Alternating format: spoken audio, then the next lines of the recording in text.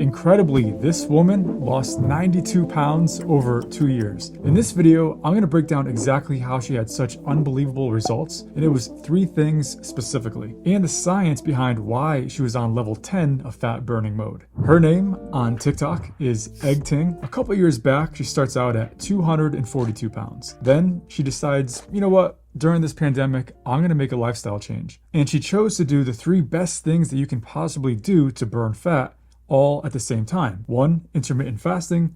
2, eating mostly unprocessed food. And 3, exercise. Any one of these will help burn fat, but doing 2 at the same time has a synergistic effect, and doing all 3 puts you at level 10. There's different ways to do intermittent fasting, and Egg Ting chose to do my personal favorite and most practical version, which is time-restricted feeding or time-restricted eating. She did 16 to 8, so 16 hours fasting window and 8-hour eating window. When she did it, she was cooking with olive oil, eating plenty of vegetables, so mostly unprocessed food. But she wasn't perfect, which is precisely the point, because you don't have to eat perfect all the time. It's what you eat most of the time. She dedicated weekdays to eating healthy foods, and weekends were her cheat meals. She exercised 5 times a week. She would either go for a 5-mile walk or do a session of high-intensity interval training. So she shared her journey on TikTok and inspired others. And her best advice that she gained from her journey is to just do it.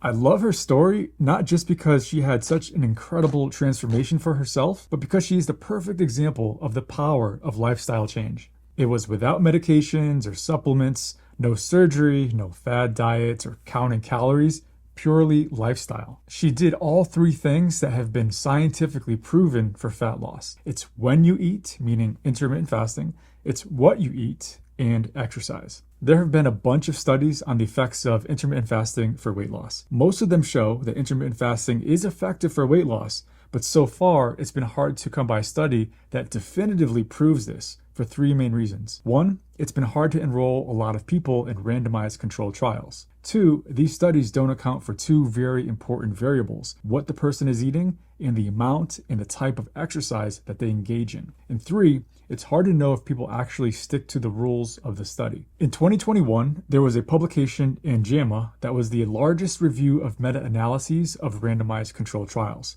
So in total, there were 11 meta-analyses, and that comprised a total of 130 randomized controlled trials. They found that intermittent fasting was associated with weight loss, but that the type of intermittent fasting method mattered. For example, the modified alternate day fasting and then the 5-to-2 fasting were the only intermittent fasting types that were associated with statistically significant weight loss of more than 5% in those who were overweight or obese. And most of that weight loss occurred in the first 6 months. There wasn't statistically significant weight loss in the groups who did 0-calorie alternate day fasting or time-restricted eating. So fast forward to April of this year, and this study in the New England Journal of Medicine, they randomly assigned 118 obese patients to either time-restricted eating with caloric restriction or daily caloric restriction alone, but they didn't account for what they ate or the level of exercise. This study was good in that it was a randomized controlled trial, and it lasted a long time, 12 months, and it had a decent number of people in it. Results showed that the average weight loss from baseline at 12 months was 17.5 pounds in the fasting group compared to 14 pounds in the group that just did caloric restriction. Even though the fasting group lost more weight in comparison, it was not considered to be statistically significant. But if they had more people in the trial, it probably would have been considered significant. And when you look at this poll of people who used intermittent fasting for weight loss, almost 90% of them said that they did lose weight by fasting. So what is it about intermittent fasting specifically that causes the weight loss? It all has to do with an enzyme called AMP kinase, as well as the mitochondria of your cells. AMP kinase acts as your cell's fuel gauge. If AMP kinase detects that the cell has plenty of energy based on high levels of ATP molecules, it tells the cell that it needs to store glucose in the form of glycogen, at least if we're talking about liver and muscle cells. If AMP kinase detects that the cell is low on energy based on low levels of ATP, it then tells the cell that it needs to burn fuel, specifically to break down glucose into pyruvic acid so that it can enter the mitochondria in order for the mitochondria to make the maximum amount of ATP. This is known as the Krebs cycle. 1 pyruvic acid molecule yields 28 ATP, the most efficient way to provide energy for the cell. In this case, AMP kinase also signals to the cell to make more mitochondria in order to burn more glucose to make even more ATP. As it turns out, there are two things that really rev up AMP kinase activity: exercise and ketones. One way to get ketones is by intermittent fasting.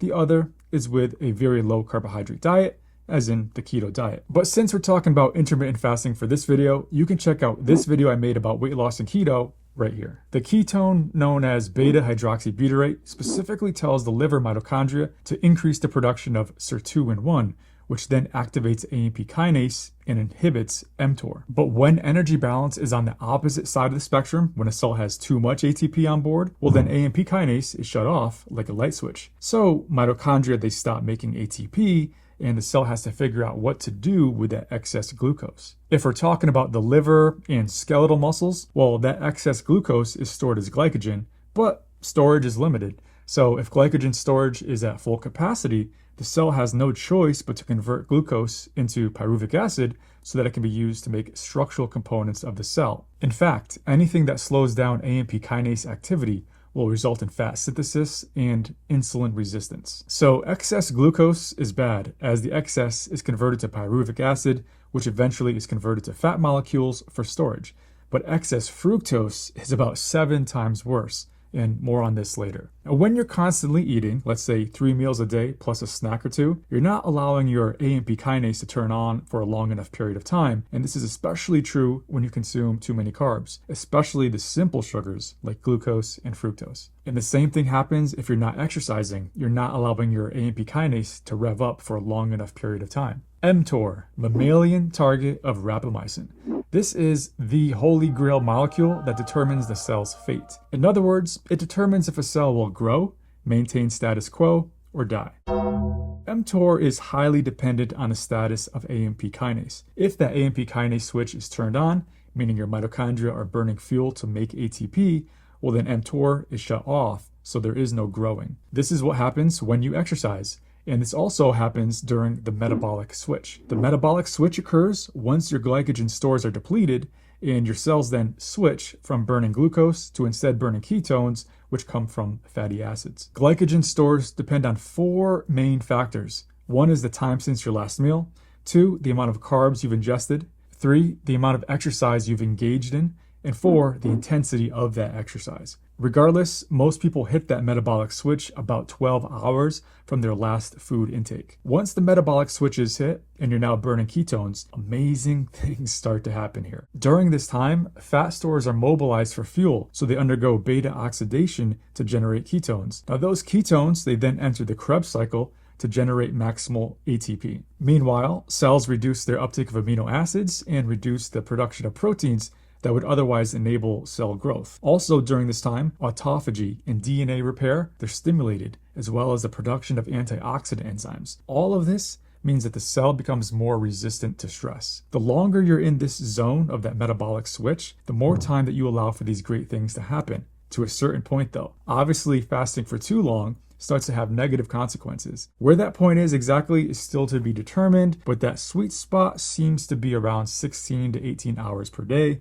But again, it heavily depends on your glycogen stores. When the fasting period is over and you start eating again, the cells have already removed most of their damaged proteins and membranes. The cell's insides now look like they've had a fresh glow up, and now the cell has improved insulin sensitivity, so there's an enhanced ability to rapidly take up glucose and amino acids from the bloodstream from that food that you just ate. The mTOR pathway is activated in response to food consumption, especially when there's a relatively high amount of amino acids from protein. The cell's response is to rapidly synthesize new proteins and membranes, thus enabling them to grow, and this includes mitochondria. And in the case of the muscle cells, that means you have better stamina and better endurance. For your mitochondria to be firing on all cylinders, they constantly need to be renewed and replenished.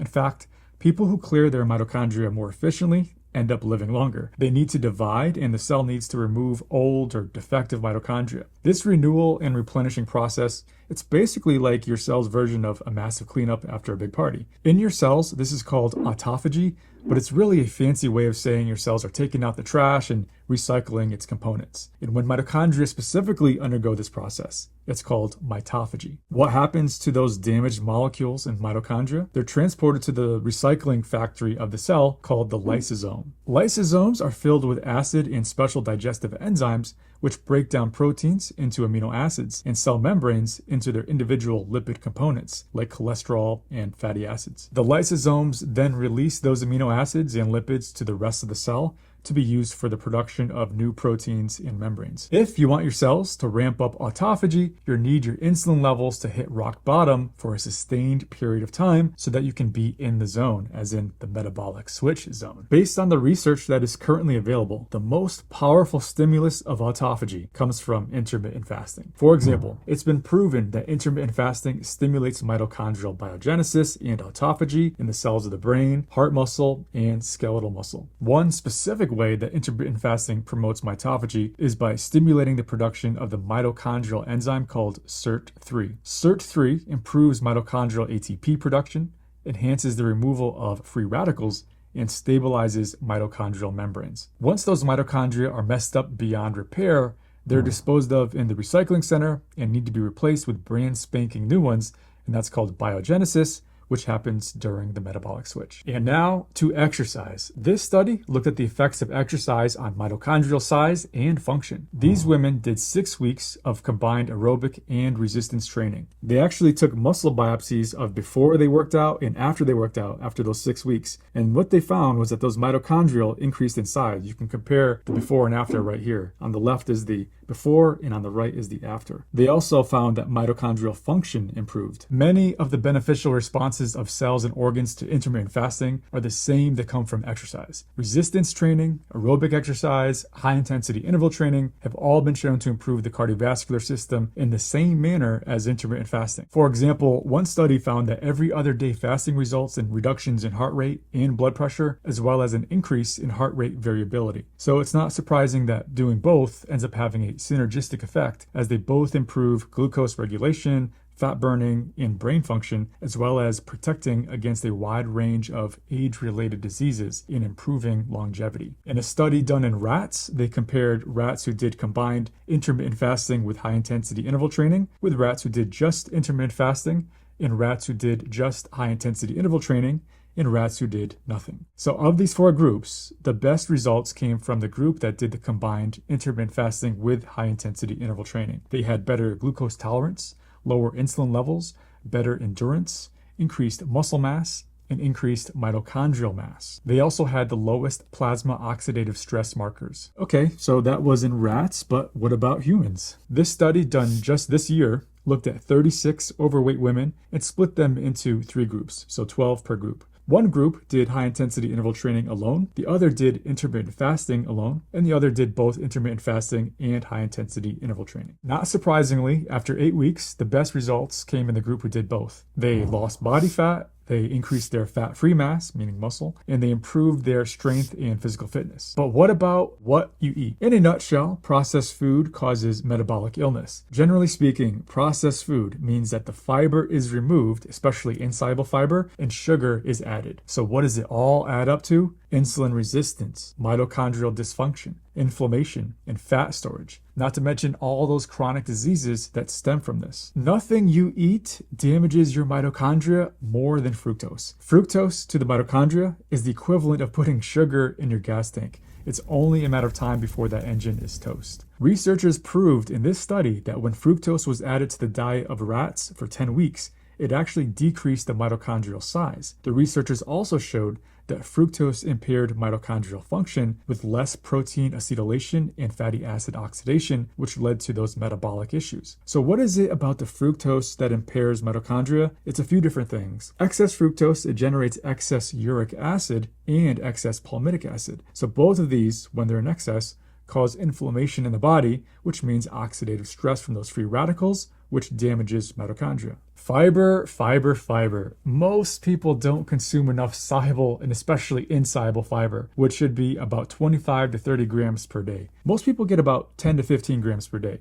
So fiber is the most underrated nutrient for 100 reasons. Insoluble fiber dramatically slows digestion and absorption of what you eat, and this results in lower and slower insulin secretion from the pancreas. Soluble fiber itself is metabolized by bacteria in the gut, and this produces butyric acid, aka butyrate, which is absorbed into the bloodstream, which has anti-inflammatory effects, indirectly helping your mitochondria function at their best. Great sources of soluble and insoluble fiber include whole intact grains, fruits and vegetables, legumes, nuts, and seeds. So if you want to maximize your ability to lose weight, specifically to burn fat, it doesn't get any better than intermittent fasting, eating unprocessed food, and exercise. Just like Egting said, just do it. And I'm curious, what was your favorite drawing from this video? I'd love to hear it in the comments below. Also, if you like this video, chances are you'll like this everything you need to know video on intermittent fasting. So go ahead and check that out.